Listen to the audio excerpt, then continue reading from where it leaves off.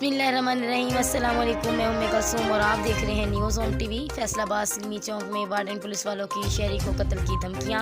फैसलाबाद सिलमी चौक में एक्सीडेंट होने पर राहगीर नौजवान पर तशद्दुद। मोटरसाइकिल सवारों ने राहगीर को टक्कर मार दी। वार्डन पुलिस वाले मोटरसाइकिल सवारों के साथ मिलकर राहगीर पर तशद्दुद करने लगे, जिसकी वीडियो न्यूज़ होम टीवी ने वसूल कर ली।